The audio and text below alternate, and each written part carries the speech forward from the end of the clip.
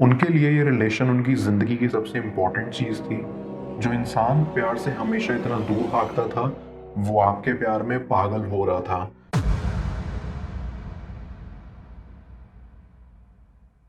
Viewer, आप अपने person को विजुअलाइज़ करिए और मैं आपके और आपके पर्सन के लिए कार्ड स्प्रेड करता हूँ।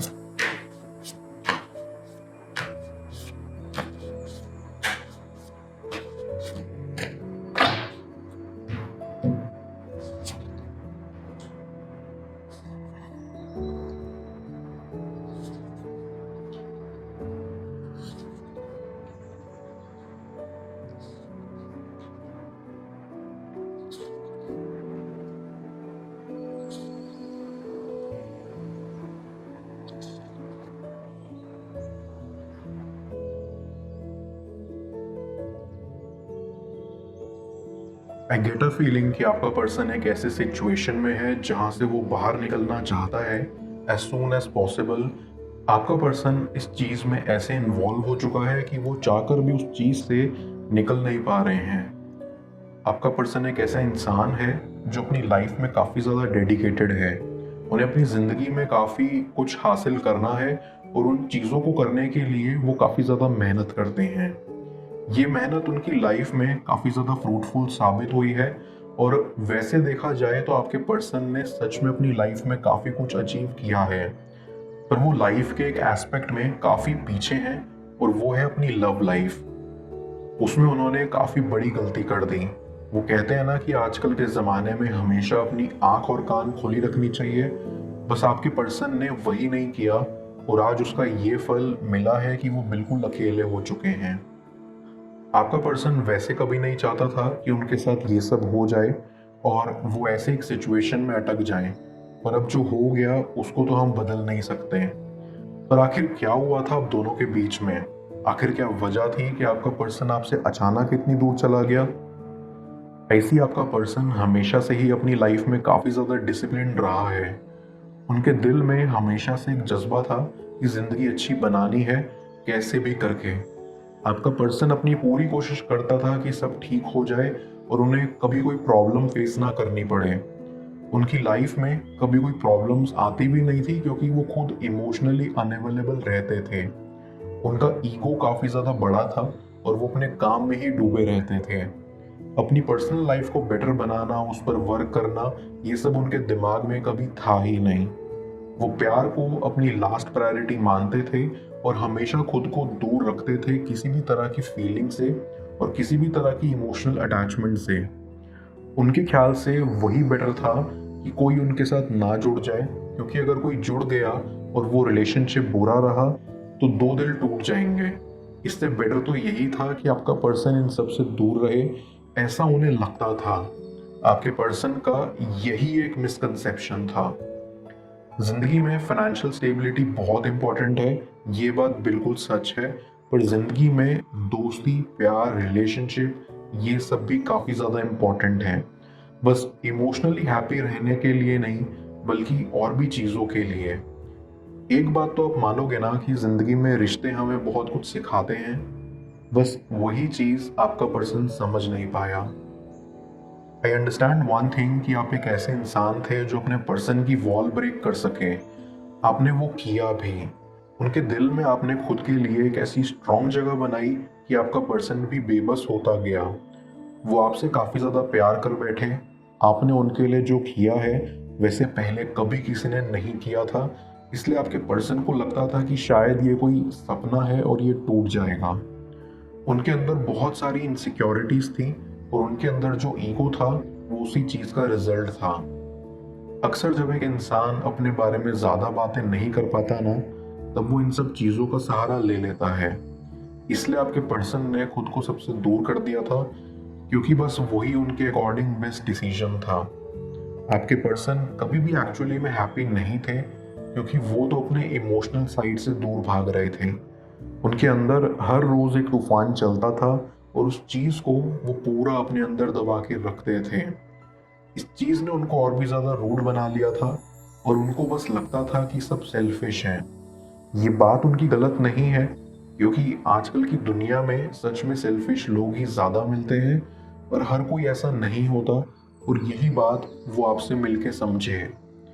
आप इतने अच्छे थे और कम समय में उनसे इतना क्लोज हो गए कि आपके पर्सन को भी यकीन नहीं आ रहा था कि ये सच है।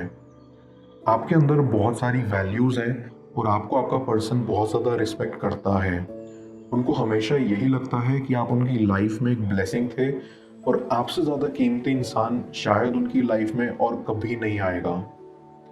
आप अपने सपनों को फॉलो करते थे और सब चीज़ों के लिए काफ़ी ज़्यादा हार्ड वर्क करते थे, पर कभी भी आपने खुद के इमोशंस को अनदेखा नहीं किया। आपके लिए एक इंसान के इमोशंस, उनकी वैल्यूज़ काफ़ी ज़्यादा मैटर करती हैं और बिल्कुल ऐसा ही होना चाहिए।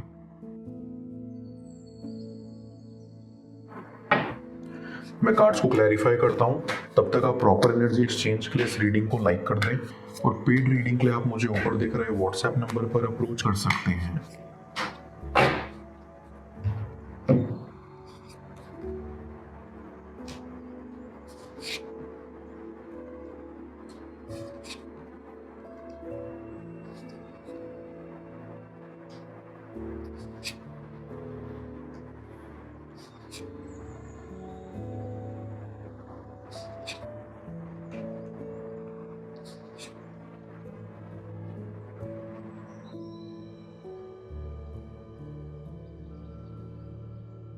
ऐसी आपका पर्सन जानता था कि आप एक ऐसे इंसान हैं जो अपने चारों ओर हर एक इंसान की हेल्प करता है और आपके हर एक क्वालिटी से आपके पर्सन आपके प्रति और आकर्षित हो रहे थे। उनके लिए ये रिलेशन उनकी जिंदगी की सबसे इम्पोर्टेंट चीज थी। जो इंसान प्यार से हमेशा इतना दूर भागता था, वो आपके प्यार में पागल हो रहा था और इससे ज्यादा खूबसूरत चीज सच में कुछ भी नहीं थी। आपका पर्सन बस आपके साथ खुश रहना चाहते थे।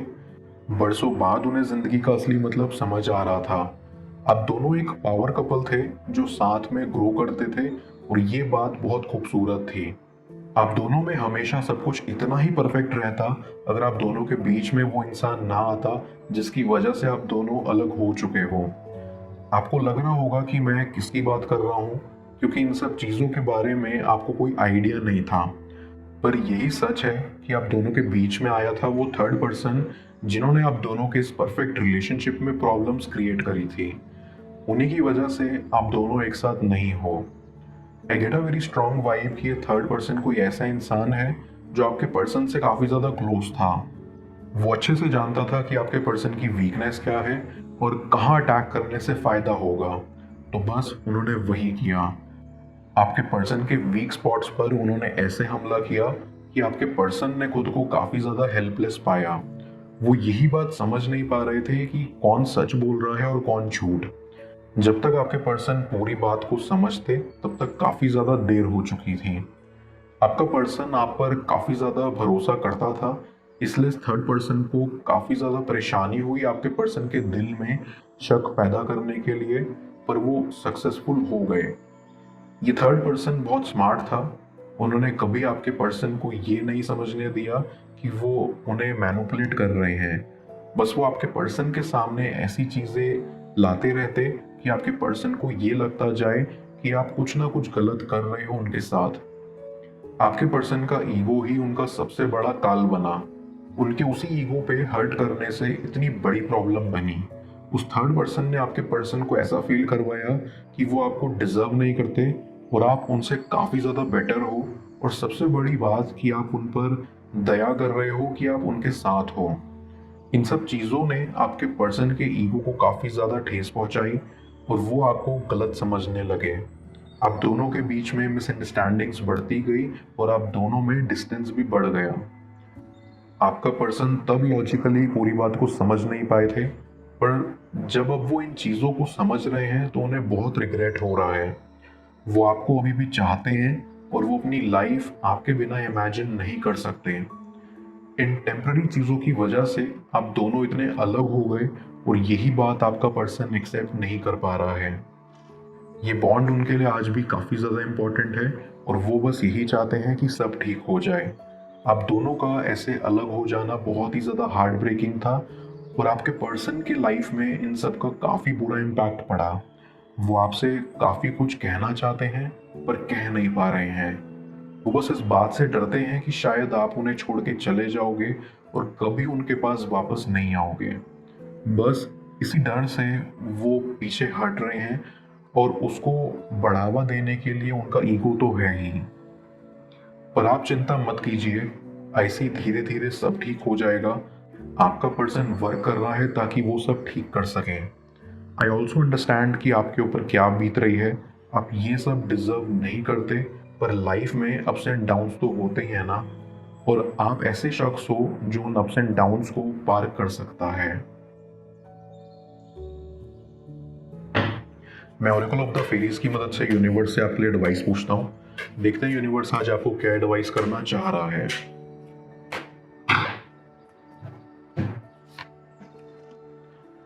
Star gazing. यूनिवर्स आपको एडवाइस देना चाहता है कि आप अपने साथ ऑनेस्ट रहो and don't be vulnerable, because आपका पर्सन ऑलरेडी बहुत वल्नरेबल स्टेट में है। तो आपको भी स्ट्रांग रहना होगा। आपको इस समय खुद के साथ ऑनेस्ट रहना है एंड अपनी लाइफ पर ही फोकस करना है। आप काफ़ी मेच्योर हो एंड ये आपका पर्सन भी अच्छे से जानता और समझता है।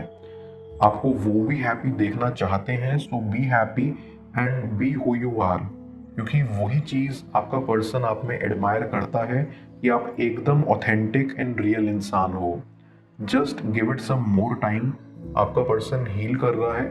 All will be very well soon, don't worry.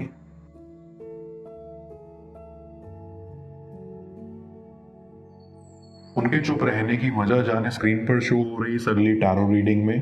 Paid personal reading के लिए आप मुझे व्हाट्सएप पर अप्रोच कर सकते हैं। मैं मिलता हूँ आपसे दोबारा अगली टैरो रीडिंग में।